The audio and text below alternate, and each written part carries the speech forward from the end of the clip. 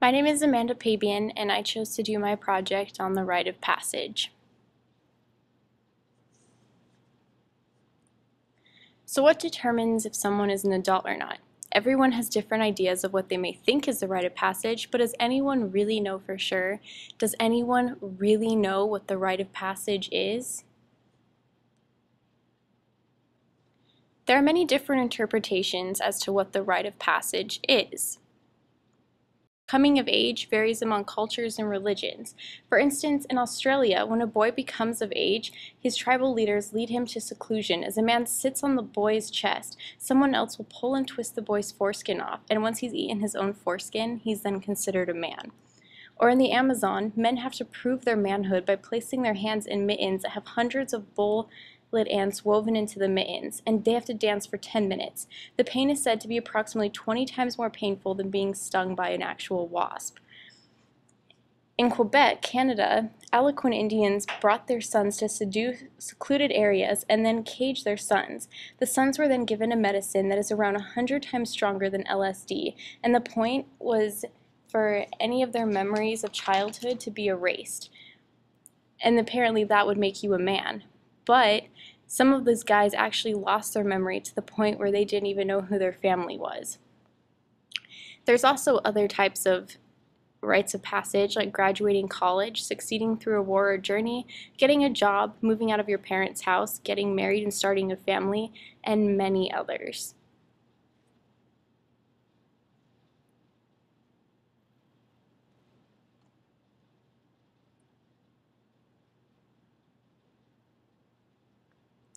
So why do we do this to ourselves?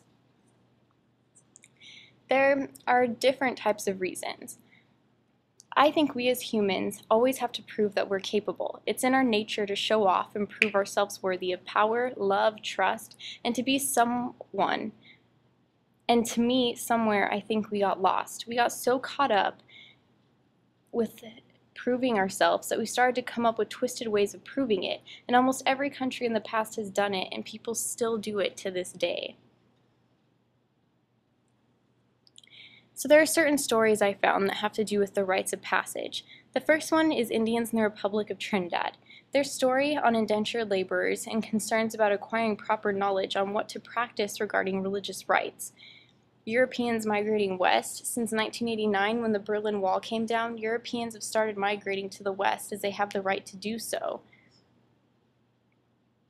For the Rite of Passage in Korea, a way of life for Koreans is based on traditional culture that is established as a common belief and is kept by members of the community.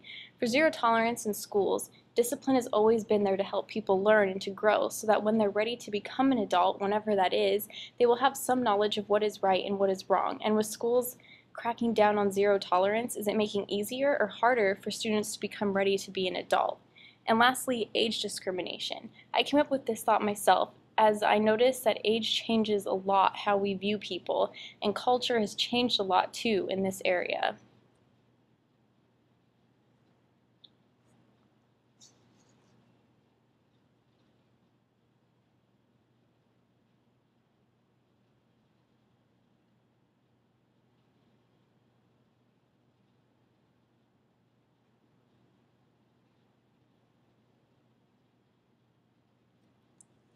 For Indians in the Republic of Trinidad, basically when someone is from a culture, they have the right to believe what their culture believes, but they also have the right to believe what they on their own choose to believe. So in other words, we choose our own destiny. And when I was reading this, I found out that the Trinidad people believe that when we are young, our parents start to think for us. And as this article points out, several times we choose who we want to be and we think for ourselves. And that's what Trinidad people thought was the rite of passage and what made people into adults. So for Europeans heading west, once the Berlin Wall fell, all the Germans in the east were finally allowed to go west and were no longer hostages. So was this their rite of passage and also their rite of passage? I think it was. They no longer had to be confined to East Berlin and could then therefore be free and have the right to do what and live where they pleased. It is almost as if they were finally let to think for themselves, like the people in Trinidad said is what makes you into an adult. So for the rite of passage in Korea, Kairi, which is the coming of age ceremony for girls, has to be done at age 15 and before the girl is married. But usually, so what happens is the girl undoes her hair, and then she puts 3 different colored hairpins, all which stand for different ceremonies.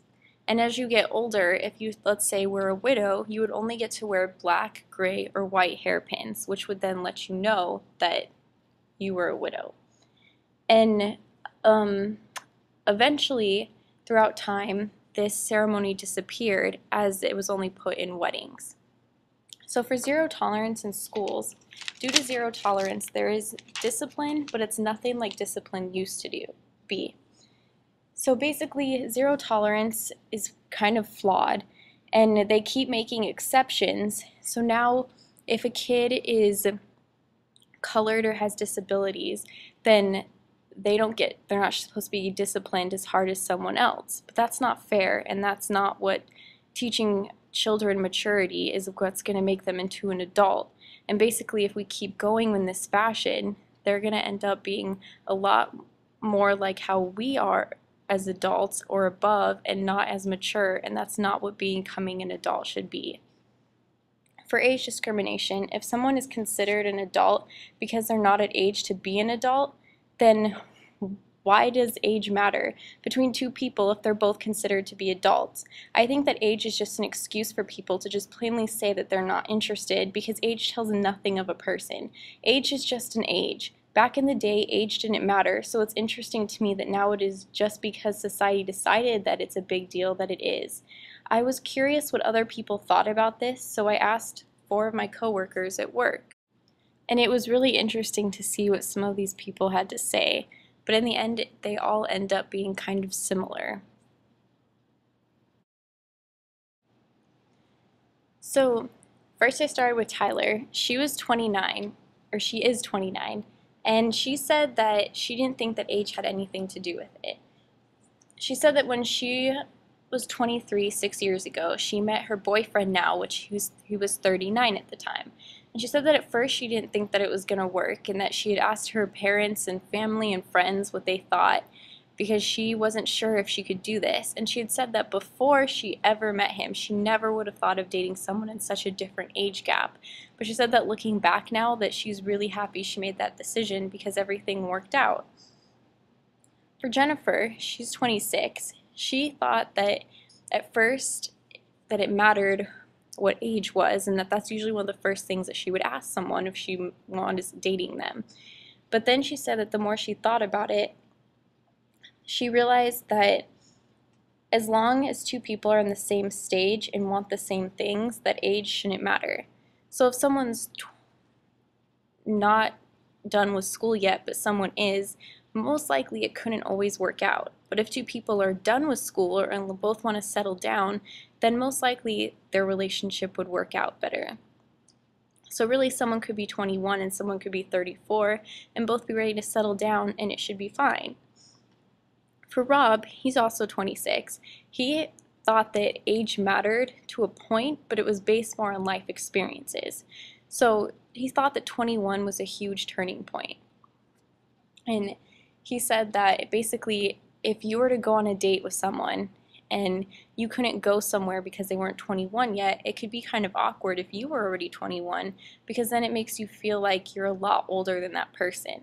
And it's crazy how one age can turn point, but according to some people, that is a big age. So for Dan, 36, he thought that age didn't matter at all. And he actually said that 3 years ago, he dated a 19-year-old when he was 33, and he said that it didn't matter to him because regardless of their age difference, the maturity level was about the same. And so it just depends, because some people can have different maturity levels than others, and it still usually works out. So really, they all had the same idea. They just thought that some types of age did make a difference, but most of the time it didn't. So where the Rite of Passage stands, there's really no correct Rite of Passage. And after searching for the correct answer as to what the Rite of Passage was, I was really frustrated to find out that there really isn't one. Every individual thinks differently and lives differently, and also people don't have the same life experiences, so the rite of passage, I think, is what each person makes of it. From the articles and talking to my coworkers, I realized that each person has a different take on age and what makes someone an adult, and they're all right because who is to say who's right and who's wrong? As long as you as a person are happy with your decision, that's all that should matter.